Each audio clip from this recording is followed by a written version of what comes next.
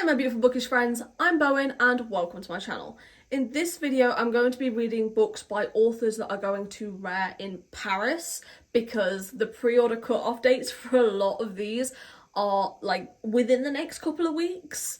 So I'm hoping to get as much of these read as I possibly can. So I actually have an honest to god TBR in this video, but just while I straighten my hair, I'm just going to talk about the book that I started yesterday and then I'll put the TBR in afterwards. So yesterday I started Sapphire Spring, which is the second book in the Sapphire Cove series by C. Travis Rice. I am fucking loving this book. I've got about halfway through it at the minute and it's so good. This is like, it's not necessarily a bully romance, but it's more like an ex-bully romance. So this is about Nasir and Mason. And Mason used to bully the fuck out of Nasir when they were in high school together. His dad's like crazy homophobic and he actually had a massive crush on Nasir when they were in high school, and because he didn't want it getting out that he's bisexual and he didn't really know how to deal with his feelings, like he used to just like shove him into lockers and stuff. So Nasir has some trauma from high school and like being bullied and being attracted to his bully. That was a whole headfuck kind of situation. But they meet again when they're adults at this party that is at Sapphire Cove, which is where Nasir works, and essentially this whole story so far is Mason's redemption arc, and I just love him. He's just so sweet and he's trying so hard. He's on a journey to recovering from alcoholism and he wants so badly to do better. Like there's one bit where he ends up basically running out and leaving Nasir in the middle of like this whole thing that they've got going on, and then he's like, I wouldn't leave if it wasn't so important, but it's an AA meeting that he's running out to, please be here when I get back. And I swear to god I about near teared up. It was so sweet. I feel like this book, one, it's going to be a 5-star, more than likely. It's not going to be below a 4.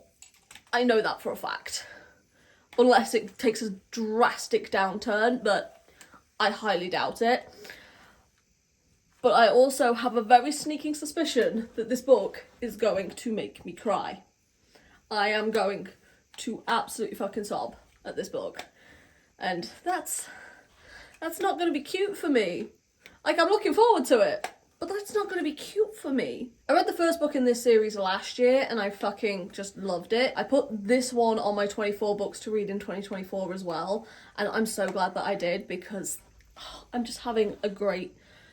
I want to say I'm having a great time reading it because I am, because it's so good, but because I know it's going to make me cry, saying I'm having a great time when I know something's going to make me very sad, it's very confusing in my brain. But it's such a good story. And what I didn't realise is the author of this is Anne Rice's son. So the woman that wrote Interview with a Vampire, her son wrote this series.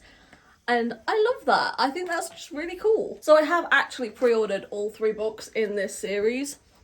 I can't wait to get to the last one. I feel like this is going to be my favourite, but I don't know all that much about the last one, other than I think it's age gap.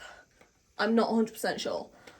And we know that, like, I'm not really the biggest fan of age gap, but I don't know. We'll see. Hopefully I will actually like that one as much as I do the other ones. Either way, I'm going to get it, I'm going to read it, I'm going to love it. So yeah, I'm just so happy that I'm really loving this one as much as I did the last ones. My bank account's gonna hate me by the end of this. That's fine, that's fine. I was meant to be going out tonight with my brother and his friends, but I'm gonna need money for Paris, so I am just going to be a hermit for a bit. That's alright, because I like my house and there's blankets here and there's books here, so I'm very much okay with being a hermit. So when I've read some more of Sapphire Spring, I will check back in with you. So I'm listening to the audiobook for Sapphire Spring, and I'm listening to this one bit near the end, and I kind of want to get my reactions for it because, like, my heart is beating out of my fucking chest.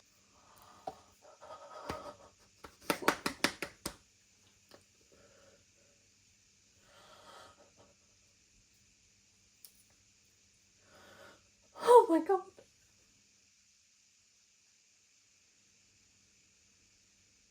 Oh.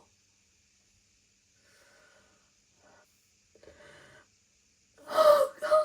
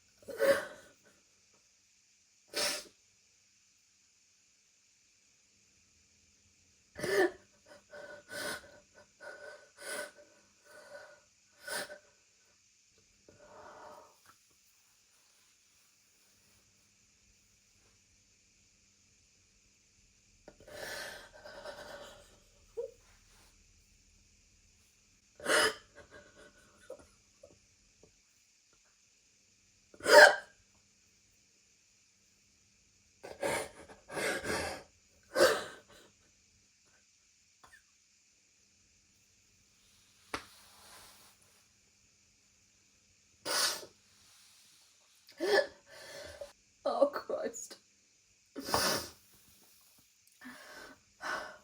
See, I knew this was gonna get me. I knew this shit was gonna make me cry. And I knew this shit was gonna be 5 stars. Fuck.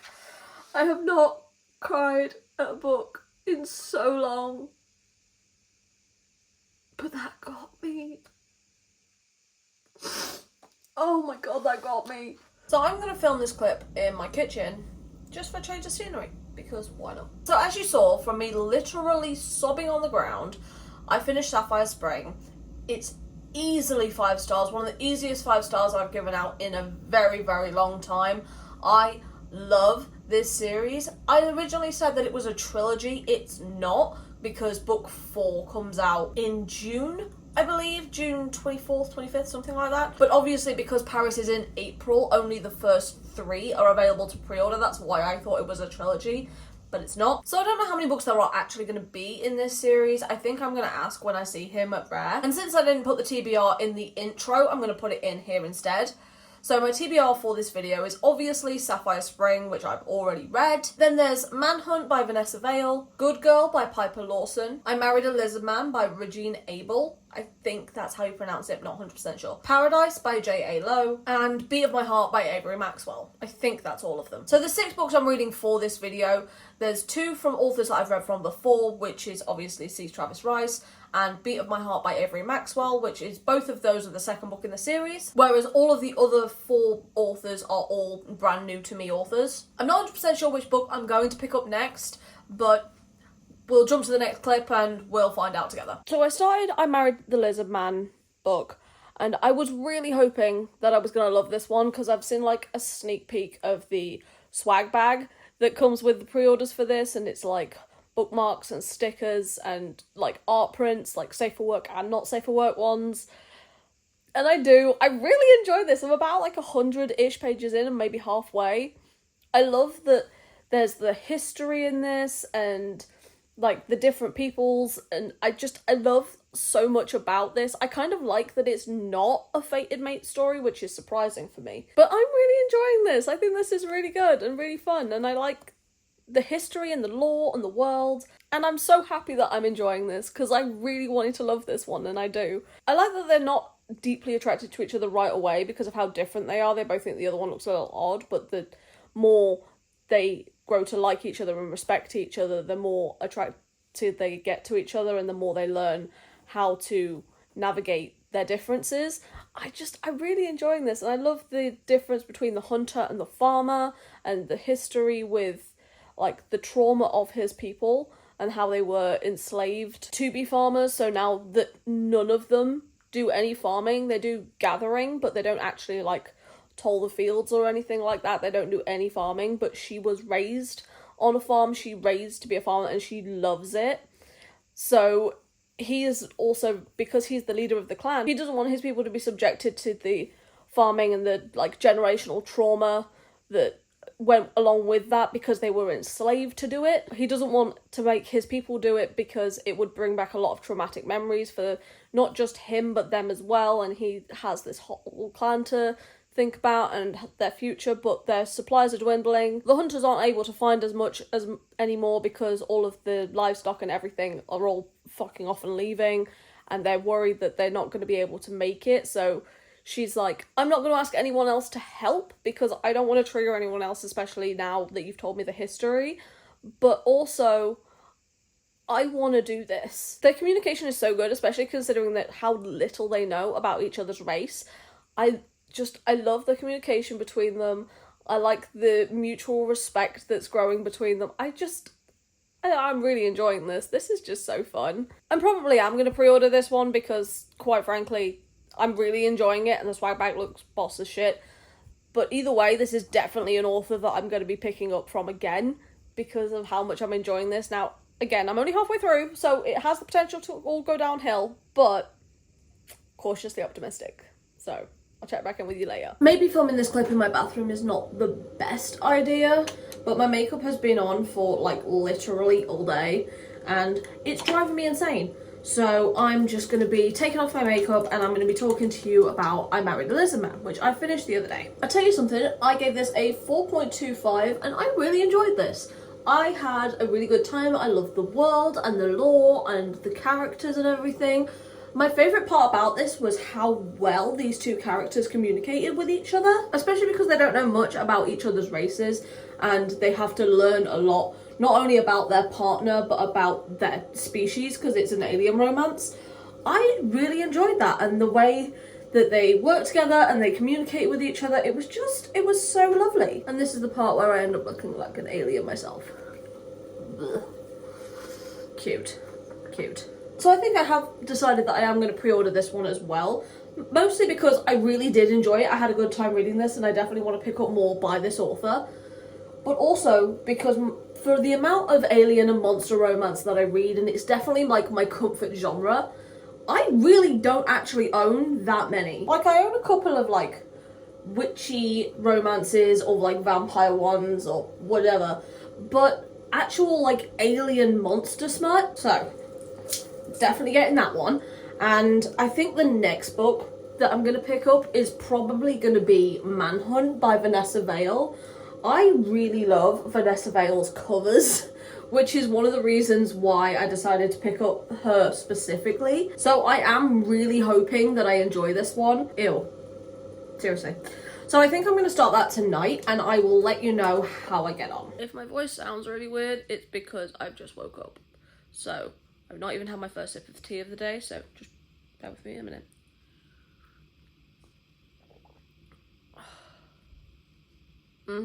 That was necessary. But I started Manhunt by Vanessa Vale last night. I'm about 116 pages into this one. So in this one, Manhunt, we've got boss and employee, and the employee accidentally sends like one of those sex quiz type things. She filled it out for her friend and then she accidentally sends it to her boss, which is a trope that's just fun and silly and I like it. But it's also age gap. And when I say it's age gap, it's not like one of the biggest age gaps that I've ever heard of. It's only about 14, 15 years. I say that. That's still creepy to me. But it says how young she is 22 times in this book. That's just the word young. By page 40, I was sick of fucking hearing of it. And there's one interaction that happens on page 40 that really kind of grossed me out. And that's when our main character, Maverick, is talking to his brother about an interaction he had with our main character, Bridget. And he is telling his brother, oh, but she's so young.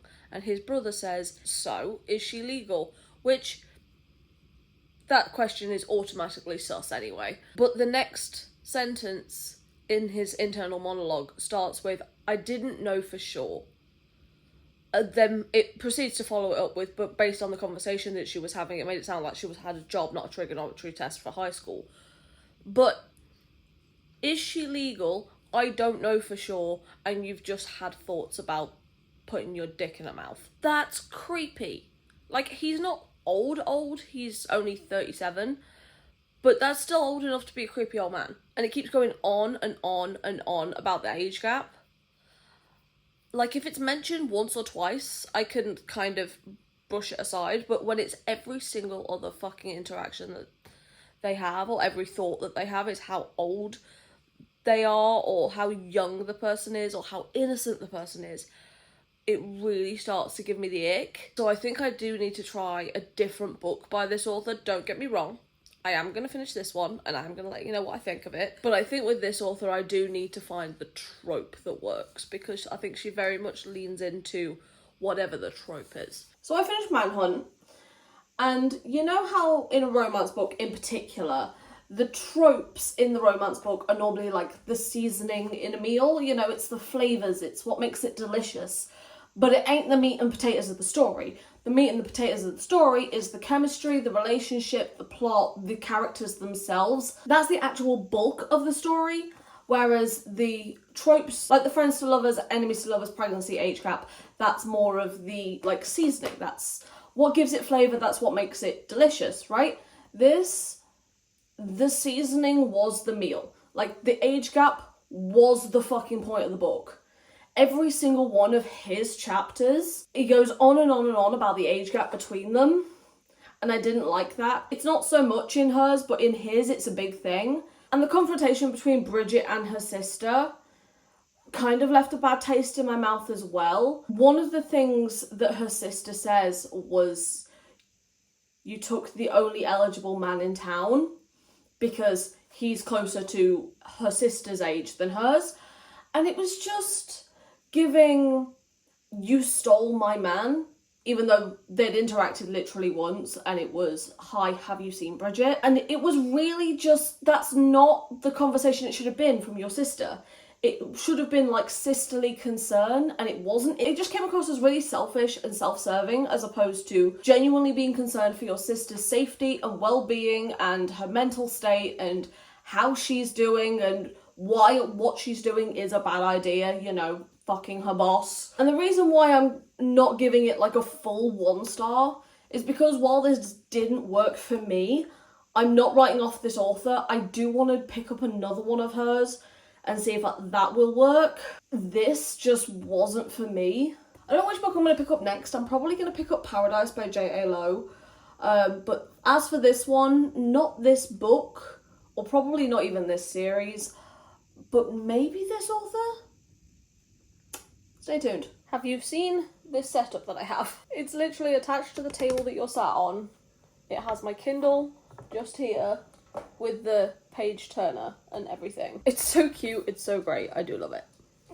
But it's currently in my way, so let's see if we can just put that over there. So since I last updated you, I started and finished Beat of My Heart by Avery Maxwell, and I think I'm giving it either a 3.75 or a 4 star or something like that. It was good and I did enjoy it, it's just, it didn't quite get me the way I wanted it to. I really loved the first half of it. It's very insta-love, which is normally not something that I really vibe with, but in this instance, I actually really liked it. But I felt that ending in particular was really, really rushed, and there were certain plot lines that weren't wrapped up, or they were put in there in the first place and they shouldn't have been. Like the whole plot line with her ex, that kind of, by the end, definitely felt like it was in there for no reason whatsoever. It was sort of just a loose end. But this is book 2 in this series, and I read book 1 back in 2021, I think? So like 3 years ago. And I barely remember anything that happened. I went on my Goodreads, and this is the point where I wasn't actually writing out Goodreads reviews. I was literally just giving it a star rating, and I gave it 4 stars, which is about what I'm giving this one. I don't know whether or not I want to pre-order this series for when I go to Paris. Like I say, I've already read now the first 2 books in this series, and I would only get this series in particular because there's this series and then there's the spin-off series as well. So I would only actually be adding 2 books to my TBR. But because it was only good and it wasn't great, do I want to add that to my TBR? Honestly, I don't know. So I think I'm going to have to come back to this one, whether or not I want to add it to my TBR. I'm not really sure which book I'm going to pick up next. Either way, it's probably going to be a book that I pick up at work tomorrow. So when I'm a little bit further into whichever book I pick up next, I will let you know what it is and my thoughts on it. Hopefully before I get to the end of the book. Cheers, my lovelies, and happy Valentine's Day. I got a little bit of vino on the go. I've got spag bowl cooking. just had a bath. I've got YouTube on the TV, and I've been reading Paradise by J.A. Lowe that I started the other day. Honestly, I don't know how I feel about this book, because this is the first book I've read that is like this. This is an open relationship. Now, I've read Why Choose relationships before, but they don't sleep with anyone outside of their unit. This is a truly open relationship. They sleep with other people, like, in front of each other. Like, they're both very much okay with it. They've both had a conversation about it. It's all good. You know how we're all learning, we're all growing, we're all having to unlearn old prejudices from back in the day. This is one that apparently I forgot to deal with, because my judgmental part of my brain kicked in that to sit down and have a fucking word with myself. Because when they started sleeping with other people, like, there's one scene in this where someone else is going down on him and then she calls him up, but he tries to hide it for a second, and my brain just goes cheating, cheating, cheating, cheating, even though they've already had the conversation about what's okay and what's not okay with the regards to each other. And this is something that they've both already deemed as okay. So they've already had the conversation. I've just never encountered anything like this before, and the old prejudices where my brain just goes, that's cheating, and it's not to them. Cheating looks different to everybody. So this isn't cheating for them. This is very much okay. This is very much already had a conversation about, already agreed upon, and it's my prejudices that I had to sit down and have a fucking word with myself about, because that's what I would consider cheating, not what they would consider cheating. So that's something where I had to rewire how my brain worked a little bit while I was reading this book. But overall, I am enjoying it. It's not as spicy as I thought it was going to be, though. I honestly thought this would be a 5-spice book where it's just nothing but pure smut, and it's more relationship development than I was expecting. Now, don't get me wrong, I reckon it's probably still going to be a 4-spice book. It's still less spicy than I hoped. It's as kinky as I expected it to be, but it's less spicy than I was expecting. So there is that. I don't know how I feel about it yet. I don't know what rating I'm going to give it. I'm only about halfway through at the minute. But it also does have a lot of references to a previous series that she wrote that I've not read. So I feel like reading this one first, I feel like I'm missing out on a lot of previous information, even though this is technically book 1 in this series. I feel like I should have read the other series with the rock stars and everything. I forgot what the name of it's called, but I should have read that series first and then read this one. But it's not bad, but it's just not giving what I was expecting it to. So I will let you know what my final thoughts are when I finish it. I don't know whether that's going to be tonight or not, because I need to get more wine, have my dinner, I've had a bath, I'm just going to chill out for the evening and have a lovely little solo Valentine's Day moment. And you know what, tomorrow I'm going to treat myself, can't afford it, but I'm going to get myself some flowers, because there is nothing better than getting flowers the day after Valentine's Day or the day after Mother's Day, because, well, they're still nice and they're cheaper and they're, like, discounted to heck. So I love getting flowers for the house on those days. So I think I might do that tomorrow. When you're seeing this, it will obviously be after Valentine's Day, but I hope you had a lovely Valentine's Day. Or if you celebrate it, I personally don't celebrate Valentine's Day, I celebrate Galentine's Day, because I hear from my girlies and single bitch because men ain't shit. No offense to the men, just don't necessarily like them all that much. That's why I read about fictional ones. They're a lot better. Anyway, I'm gonna go spend Galentine's Day with my 2 cute furry little girlies, and I'll catch up with you in a bit. Bye. So I'm actually coming at you with 2 updates right now, because I finished Paradise by J.A. Lowe, and I also finished Good Girl by Piper Lawson, because I read this at work yesterday. I literally just read it in one day, and because I read the entire thing at work, I didn't have the time to do like a mid-book update, so I will be updating about both of them. I gave both books a 2.75, and I'll start with the update for Paradise by J.A. Lowe. This one, I know for a fact that the majority of the reason why I don't like this book is it's a me problem. I 100% get that I'm the fucking problem here. But there was also the fact that this one, while it's the first book in the series, it feels very much like a companion novel rather than a novel on its own. I feel like you need to read the Dirty Texas series before you read this one, because there was a lot of talk about that series in this book, and especially the story between Axel and Olivia. And this just felt like a spin-off of that series, which made me feel like I was missing so much information having this be the first book by this author that I've read. And because it was the first one in the series and the series names aren't even remotely similar, I didn't know that this one was a companion series. Also, I don't actually think it says it anywhere. So I didn't really like this one that much. And also, I gave it a 4 spice rating, but it could arguably be a 5, because the spice in this one, it's a lot once it gets going, but I feel like they were just too short. I think I would have preferred it if they were less of the scenes, but the scenes themselves were longer. So there is that. I don't think this is for me. I was expecting it to be the same spice level as, I don't know, like The Court of the Vampire Queen by Katie Robert, or anything by Catherine Moon, where it's like genuinely 5 spice, you open it up to any given page and it's more than likely going to have smut in it. This wasn't quite that. It's more like a 4.5 spice rating. I didn't really vibe with this one, and I get that that's kind of on me. But then I also read Good Girl by Piper Lawson. This is book 1 in the Wicked series, and this follows the couple Hayley and Jax. Jax is a rock star and Hayley is an intern and ends up being a sound tech on his tour. And because this is book 1 in a series, I figured, like the majority of romance series, they would be interconnected standalones, and they're not.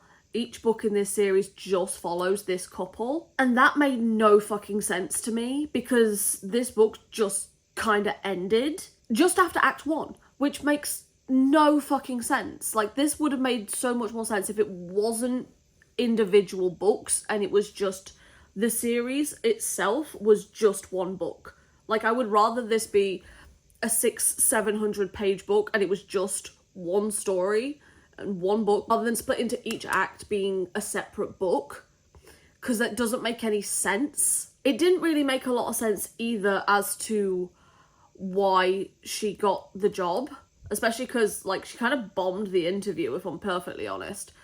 But I understand why for the story and the plot that she got the job, but it just didn't sit well with me. And also, because this is a celebrity romance and she is technically a fan of him, that power dynamic just makes me deeply, deeply uncomfy.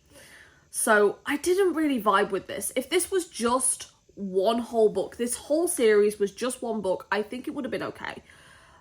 But because it's just Act 1, and that's the book, it doesn't make sense. When you separate the book into Act 1 is one book, Act 2 is another book, Act 3 is another book, it just feels like an unnecessary cash grab, especially when the relationship is the only story here. If it is a different story, like when it's Court of the Vampire Queen was originally 3 books, right? But each book of that wraps up quite nicely. So each act of that does wrap up quite nicely, and there is an underlying plot there. And then there's also, like, the Riley Thorne series by Lucy Score. Each one of those books follows the same couple, but they each have an individual mystery, so there is a different plot going through the base of it. This is just the couple. I gave it a 0 spice rating. I mean, there is one scene-ish where it's a solo scene that's unfinished, but I wouldn't say that this is spicy at all. Like, literally, they don't even kiss in this. So I didn't really buy the chemistry. I didn't really vibe with this at all. I just don't get why this is a book on its own.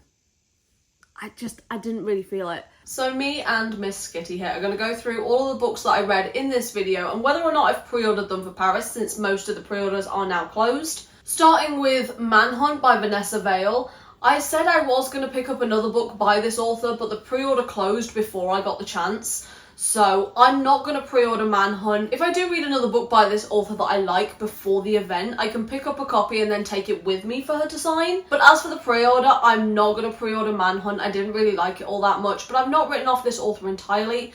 so I still might pick up something from her. Paradise by J.A. Lowe, that book just wasn't for me. Again, this is another author that I might pick up more books from them in the future, but this one just didn't work for me, so I've not pre-ordered this one either. Babe, I love you, but what the fuck? This cat is molting like buggery. What is this? One of those. Crazy yellow. Oh my god, you're so distracting. What? Thanks. Beat of My Heart by Avery Maxwell is another one that I didn't actually end up getting because while I've read book 1 and book 2, which is literally half of the series, they're good, but they're not shelf-worthy good, if that makes sense. And while I did enjoy both of the books in this series, like I gave them both around a 4-star, I'm never really going to think about this series again. And I like the covers, but it's not shelf-worthy to me. So I'm trying to be more conscientious about the books that I do end up purchasing in 2024. Therefore, this one just didn't quite make the cut for me.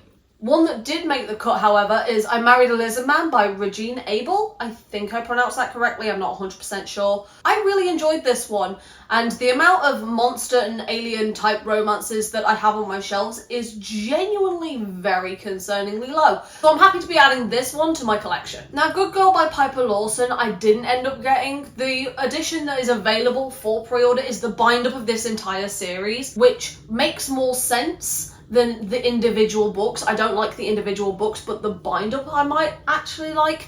But it's also a celebrity romance, and not just a celebrity and celebrity romance, it's a celebrity and fan romance, which I don't really like that dynamic. It just feels like such a power imbalance that it just makes me deeply uncomfortable, so I didn't end up getting this one either. And finally, obviously, I did end up getting the first 3 books in the Sapphire Cove series.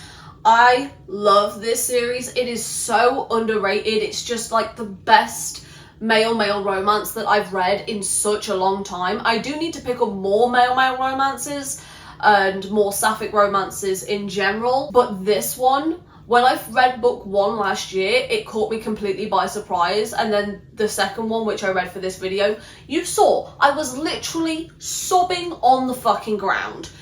I had to cut out so much of me just crying on the floor for this video. The lighting in that clip sucks, but you get it, right? You get that I was literally sobbing on the floor. Obviously, I had to have the physical copy of it because it's just that good. But I'm so looking forward to going to Paris in April. It's like nearly a little over a month away. I'm so freaking excited. I've never been to a convention like this before, so I have no idea what to expect. So if you got this far into the video, then leave the French flag emoji in the comments down below. And because this is just a bunch of indie authors, tell me your favorite indie book or indie author in the comments down below as well. But for now, thank you so much for stopping by. It has been lovely having you here, and I hope to see you in another video coming very soon.